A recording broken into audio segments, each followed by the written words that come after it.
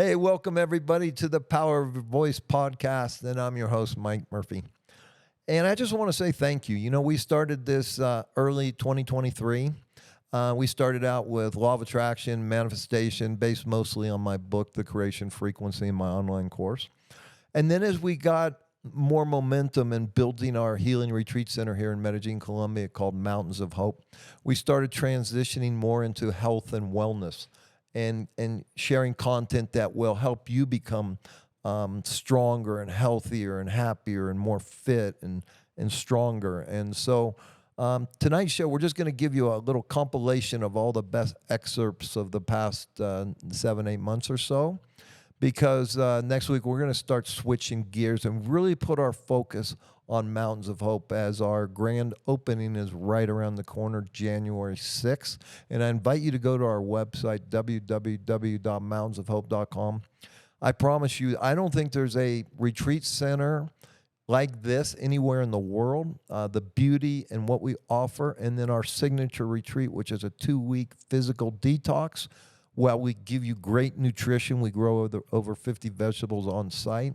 And we also really show you how to eliminate stress out of your body and how to heal childhood trauma and how to rewire your neural pathways and replace bad habits with good habits. So we're super excited of what we've created. And if you're interested, if you want to lose some weight, if you need more energy, if you have a health diagnosis that you just can't get rid of, and you want to learn how to heal yourself or go within and find answers, we're giving a 20% discount for the first retreat, January 6th of 2024. So go to mountainsofhope.com, check it out. It's a great value, I promise you, and you will not be disappointed. So I hope to see you then, and enjoy the show.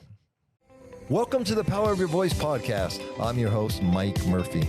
I'm also the author of the book, The Creation Frequency, and founder of Mountains of Hope, a transformational healing retreat center in Medellin, Colombia. Each week in this podcast, we bring you the most amazing guests and powerful content that will inform you how you too can learn to use your own powerful voice to manifest optimal health, wealth, and transformation that you desire and deserve.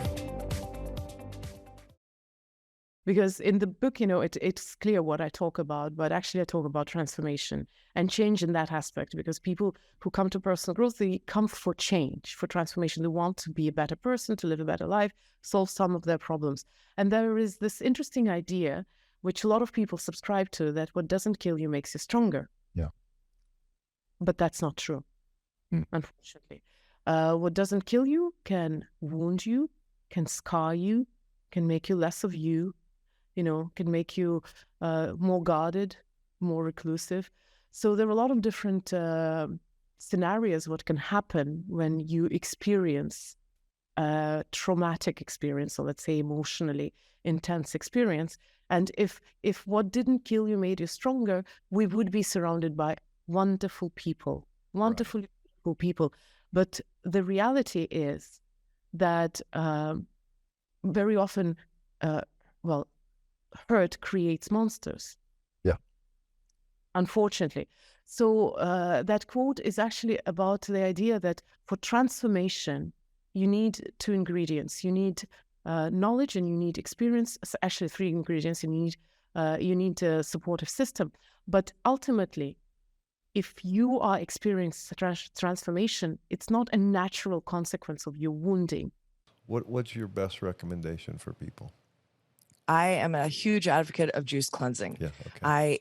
I am not a believer in water fasting other than 24 hours once a week. That is a really great reset for your body. You can go Sunday dinner to Monday dinner. So you're actually eating every day, but you take that window off and just drink water.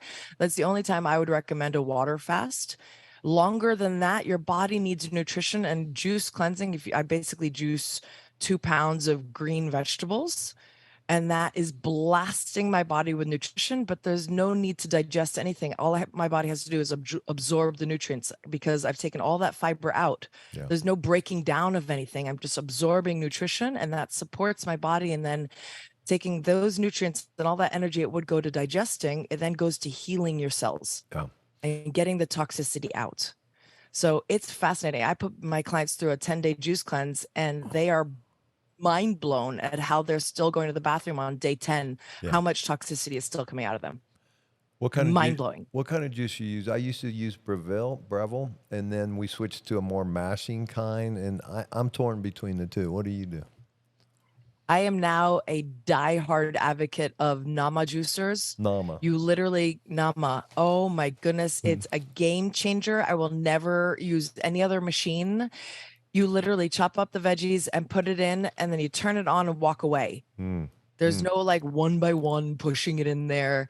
It does everything for you. It's the easiest thing to clean. I am crazy about this juicer. I don't know how it took so long to get this design perfected or why, but nothing compares. We have the greatest pharmacy in the world right between our eyes, okay? And so when we have great thoughts, this pharmacy makes great chemicals that flood our body, and then we're happy.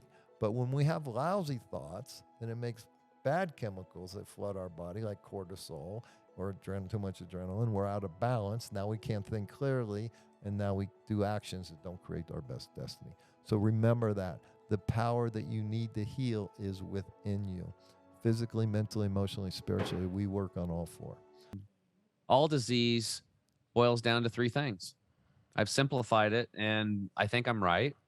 And I've had a lot of people agree with me. And the first thing is stress on the nervous system. Yeah. If you do not have daily habits to reduce stress in your life, and some of this is, it's not just the meditation and the prayer and the silent practice, but there's things like going outside is very important. Look at geometric patterns in nature, being around people that love and support you. All of these things are going to be great for your stress. But it's learning how to respond differently to situations. That's what it really is. It's about tapping into your own unconditional love, tapping into your own consciousness. It's like, that's what's happening right now. I mean, think about it. It's like, why the hell are we still in wars? Yes. Well, it's because some of us inside of us are still at war with ourselves. Right. You know, we have a dark side and we have the light. Right. And that's the human experience. You get to choose. And some people get kind of lost in that stuff. Like, but you know, Star Wars or whatever, at the very end, Anakin Skywalker, who became, you know, Darth Vader, he came back to the light. So the light is always going to crowd out the dark. Always. One little light can light up a whole room. You talked about somebody, you know, learning at your institute, healing themselves and going back and being like a pebble in a lake or a pond and helping others. And that's like being the light. It's another analogy for that, right? Yeah. So this stress thing, you have to do it. You can't freaking heal. I don't care who you are. Right. Like, you can't heal if your nervous system is stressed out. If you're There's chemicals that are produced also. If you're in fight or flight all day, your immune system's screwed because it's taking care of imaginary bullshit while these real parasites and these real stuff take hold in your body. And so we got to get out of that fight or flight. So let's put it into context. You have a little bunny rabbit, and the bunny rabbit's out munching clover. Yeah. Okay, he's chilled out. He's just enjoying himself. He's eating. And his blood has moved into his organ systems. He doesn't need it in his legs to run because he's chilled out. Right. And he's digesting his food. That's what he's going to do. Now, the fox comes running at him. What happens? Boom. He now goes from rest and digest mode, that parasympathetic mode, to fight or flight, aka sympathetic. Yep. Right. And so what happens? Chemistry changes in his body. His arms and legs get flooded with blood, and they get charged with adrenaline and cortisol spikes. And why? Because he needs to live. If he needs to live, he needs that extra. And he takes off. He makes it to the briar patch, avoids the fox, and the fox takes off. And the freaking rabbit's sitting there all freaked out. His eyes are big. He's huffing and puffing. And then he starts calming down. And then he goes back into rest and digest mode. He sticks his head out the briar patch, goes back into the clover, and starts going back to his calm life. All right. That's why we have fight or flight. Right. Now let's look at our lives as humans today. Okay. You wake up. Okay. You're already in fight or flight. Then you pick up your cell phone and you turn on the news or whatever, and you say, "Oh, look who." The news will tell you. Well, let's get to that later. But you go on social media, and everybody wants your time. Oh, I gotta do this, gotta do that, I gotta do that, I gotta do that. And your blue light, you're looking at all this stuff, and then you got to get the kids ready. And you got to go, and it's like it's stress at work, and the deal falls through, or you lose your job, and the wife yells at you, or your husband's mad, or he's cheating on you, and it's like all these things are going on. And then there's electromagnetic frequency stress driving. That's what they call road rage. And, all these things happen. Somebody steals your identity. I mean, there's all this crap that's going on. You come home, you turn on the news, sit down and you have your beer, eating some chicken wings. And then they're telling you on the news about who died in your neighborhood today and who got shot and all this other stuff. So it's just 24/7 stress. Yeah. Now, even if you don't think that you're stressed out and you handle this stuff well because you become tolerable to this way of life, you think your nervous system is still programmed on a level that you can't even imagine. And it's still creating the same chemicals as a fox chasing you as you're a rabbit. And that's why your eyes are everybody's, bugged that's out, why and your nervous everybody, system's going crazy. And here's the deal. I got to finish this, Mike. It's very important. Go. These chemicals that are being created for fight or flight mode are supposed to be used. You're supposed to burn through them. You're supposed to run to save your life or fight something to save your life. But there's nobody chasing you. There's no saber-toothed tiger. They turn into a toxic poison that will destroy your health. Yep. Even the Western medicine type and these organizations will tell you that stress will take 9 to 17 years off of your life. And I'm telling you, the quality of your life is going to be dog crap compared to somebody that learns how to live a happy, stressless life. Yep. So that is point number 1 is stress. Now you were going to say something about that. Go ahead. That's okay. Go to point number 2. Okay. Point number 2. We are polluted. Okay. You're polluted. Your gut is polluted. We talked about that, about all that impacted fecal material. We got to clean up the organs and the gut and the intestinal lining, all that stuff. But chemical toxins. And I always tell people, don't take my word for it. Do what I did. Put these 3 words when you're done listening to this show in: umbilical, cord, chemical. Stick those 3 words in your browser: umbilical, cord, chemical. And go look at the umbilical cord blood samples where they're testing the blood serum of the umbilical cord blood of newborn babies and young mothers that are supposed to be the healthiest people on the planet, period, right? They're brand new. And young women. Well, what they're finding is they'll test for 400 toxic chemicals, and I'm talking toxic, okay?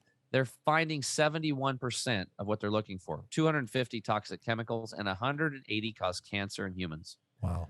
So if you heard what I just said, we have 180 cancer-causing chemicals in every single child being born on this planet today. Wow. And it's going to get worse. They're just testing the blood serum. In the fat and muscle tissue, these concentrations are 500 to 1,000% more concentrated. And it gets worse. There's actually over 100,000 toxic chemicals out in circulation. There's 2,000 new chemicals being made every year, and only 0.25% are tested. If I think it's like 90 or 180 days, if they don't get to them to test them, they just let them go. Wow. That's the way it is. It's like, what kind of a system allows that? This is where politicians are writing policies that are destroying you and your family's DNA. Yep. And they need to go. The whole system it basically needs an enema. That's what happens. The whole political system needs an enema. The medical system needs an enema. And much of our food delivery system needs an enema right now. Yeah. So if you have all these cancer-causing chemicals in the womb, what do you think guys like you and me that are 50, 55, 60 and older? Unbelievable. The longer you've been on this planet, the more time you've had to bioaccumulate these toxins from the air you breathe, the water you drink, the food you eat, the personal care products you put on your body, they're loaded with them. The clothing that you're wearing, ladies, as an example, your Lycra bras are off-gassing these toxic hormone-disrupting chemicals right into a very high hormonal area called your breast. And guys, if you're like, oh, I wear cotton tighty-whitey underwear. Well, guess what? If it's not completely organic cotton, which, by the way, the organic label is completely being destroyed right now. Right. And you can't even hardly trust it, but it's the best of the worst. Even the cotton is the most secondly highest sprayed crop on the planet behind sugarcane today. So you're literally leaching chemicals, hormone disrupting chemicals into your lymphatic glands and your nuts, down in your shorts and stuff like that. And your but prostate, it's out of sight, it's out of mind because men. they're microscopic, Mikey. You can't see them, and so people don't think about it. They don't make these connections. Right. But it's like they're these microscopic slow kill. That's what it is. It's a microscopic slow kill, and it's in everything: your air fresheners, your everything I just talked about, personal care products, it's sunscreen. Most of the sunscreens actually give you cancer. Right. The dyes they're putting in Easter eggs are killing your kids. You're giving it's like, and you're buying it. Right. You're literally paying to get poisoned today. And if you're not, they're going to get you. It's in the air. It's in the water. Oh my God. Like the water today, everything's polluted. There's some water where you can take a gallon of water, tap water, and it has up to a half a tablet of pharmaceutical drugs in it. Right. Think about what I just said. Yep. Not just one, but all of them add up to about a half. Right. So every time you drink a gallon of water, you're getting a half a tablet of other pharmaceutical drugs from other people eating it and then defecating it, urinating it out, and getting into the water supply. That's where we're at today. Okay, so let's relax because now we know what the problem is, but the solution is we stop buying products like that. We'll get to that. And the third, so we have number one, it's stress. Polluted. Number two, toxic pollution in the body. And then number three is we have a deficiency in nutrients. Yeah. Most people in America and around the world now, it's getting worse because everybody's following America. The skin of the earth has been raped. Yeah. Okay, this is our soil. And so the real question is, how do we heal our soil? But how did it get there? If you go back to 1965, 1964, I think it was Ohio State did a study where they took an acre of normal, just soil, land, and they weighed the microbiome in there, these bacterium that are in the soil. They came up with 2,000 pounds. 40 years later, 2004, they weigh it again, and they tested it. Guess how much was in there, Mike? Hardly Can you any. guess? Hardly any. 100 pounds, down from 2,000 pounds, and a lot of it was genetically modified. So let that sink in a little bit. The naturally occurring way of life and nature had 2,000 pounds of these beneficial bacterium that are, many of them are the same ones that are in our gut that are part of our immune system. That's why everybody's running out there trying to buy probiotics. But the connection to earth has been killed. The skin of the earth is deficient. These microbiome, these bacteria, not only are part of our immune system that we're supposed to take in, there are also things in there called mycelium. And mycelium is it's kind of like a fungus, but beneficial one that works with the plants to transport nutrients and talk to the plants like ants and aphid. And then the plants, they bring the nutrients to the plants and water and stuff. The plants then secrete like a sugary substance on the roots to feed the mycelium. It's a symbiotic relationship. Yes. And when you kill that, when you till the ground like we did as farmers, you till, you kill. In nature, I can go out up in the forest every year and I can pick huckleberries. Why? Because it's a sustainable food forest. Right. Nature doesn't need tilling. Right. Why are we tilling? Well, it's because agriculture got us to that point. That's where we're at, but it's not working anymore. Right. So regenerative farming is really how we heal ourselves because we have to heal our soil. All this means is that 85% of the nutrients are farmed out of the soil, and it's worse than that. Yeah. Okay. So I don't care how much you eat, you're going to be deficient. This is why supplementation is necessary in our polluted world today. And unless you're the 0.0001% like me that actually grows a lot of my own stuff and cultivates soil, but I still supplement and I use my own stuff because I know I live in a crazy polluted world and I just want to live a long time, and it makes me feel good. Right. Yeah. So those are the three areas. It's really simple. It's stress, it's chemical toxins, and I would throw in there heavy metals, right. Radiation, and Wi-Fi and all that. And then shitty friends, you got to get rid of them, and crazy people. You got to detox all this stuff and emotions you're holding on to from childhood that are not serving you. All that stuff needs to be detoxed. These are toxins. Yeah. And then the third thing would be just nutrients. And I would put love in there as a nutrient. And the first nutrient is to love yourself. But when I fasted, I noticed that my baseline would drop. If I drank alcohol, my baseline would go up. There's all these really, really subtle things that I would notice. And I also noticed that if I would do strength training after, this is a little bit further in, do strength training after eating, my blood glucose would come back down to baseline faster. So, and the idea behind this is that it's keto or keto-like diets basically prevent the spike from happening in the first place. And so I was trying to keep my blood sugar levels. So when I first started this, when I started doing keto, in about 2 weeks, my fasting blood glucose went from 170 to 130. Wow. And I had a measurement I was like, oh, this is the needle moving. This is working.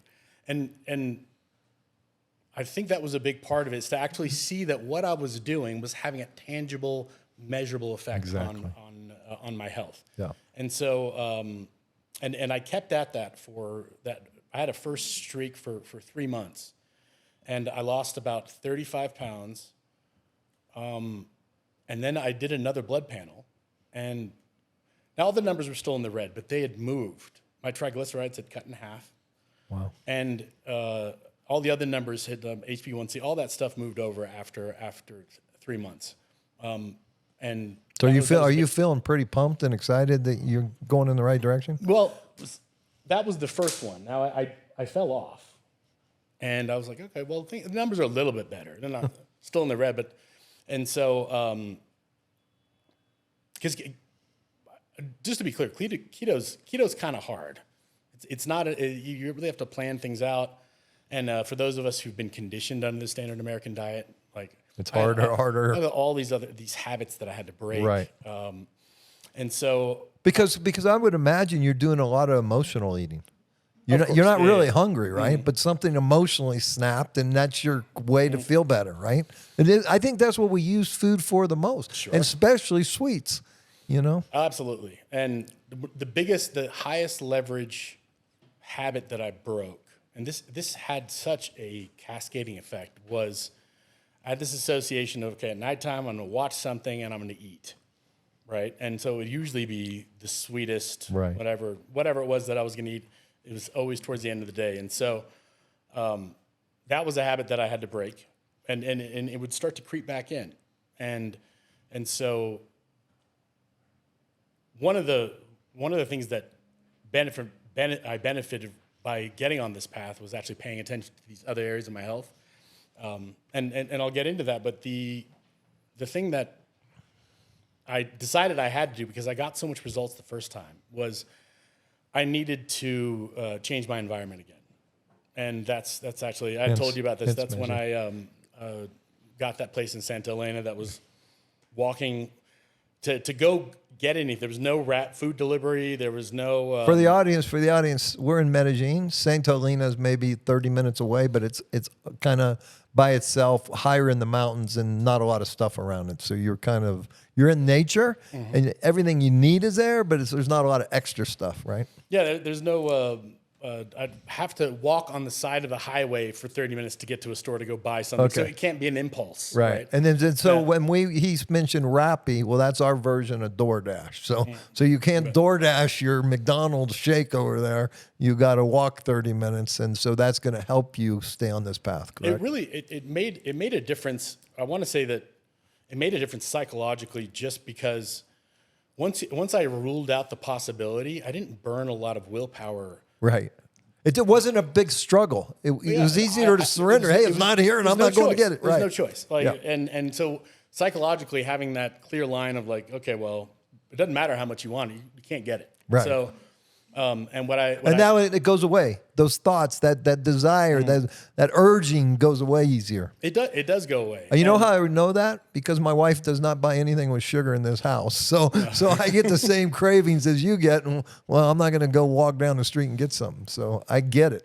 Yeah, and I've tried and fallen off multiple times, and I've found that the sweet spot is somewhere around 2 weeks. It starts to get easier after that. You gain momentum. I get momentum after it. And so starting off those first few days with all the temptations, it's just easy to fall back. I would track all this stuff. I would notice that I would fall off the diet, usually day 2 or day 5. Because then the self is being confronted by its own mortality, its own addictions, its own identities. And in order to heal yourself of any of these sicknesses, cancers, autoimmune deficiencies, pain problems, all of these things that our body seems to be attacking us with. I hear that a lot. I just feel like my body has betrayed me. I feel like my body has turned on me, especially with these autoimmune deficiencies or autoimmune Or systems. cancer. Cancer is primary too. Yeah, cancer. Yeah, my body is attacking me. Right. Okay, why is that happening?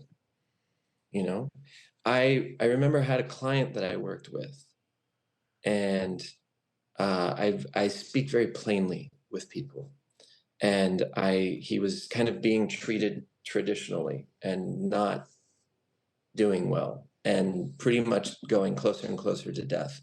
And somebody said, "Hey, why don't you come work with this medicine man?" And one of the first things I said to him is that your cancer is in a way your own responsibility. You have, and not consciously, usually it's an unconscious set of circumstances. And oftentimes it's not by an act of commission, but rather omission, right? I didn't think about the food I was eating. I didn't think about the water. I didn't live in an environment that was happy with my heart. I didn't marry the right person. All of that, I did these choices because I thought this was the right thing to do. And he called me after that. He's like, that was really irresponsible, kind of making me responsible for my sickness. And I was like, well, the reason I make you responsible for your sickness is because that's the only way you're going to make yourself responsible for your health, for your healing. Yeah. And he eventually came to do the medicine kind of very angrily. And he's now still hanging out with his kids when he had a terminal sentence. So it's really self-taught, and there's no real education on it, because I have two brother-in-laws who are doctors. They don't know anything about this stuff. Right. And they ask me questions. They're like, hey, what does this mean? Even regular stuff, like, what does this lab test mean? Right.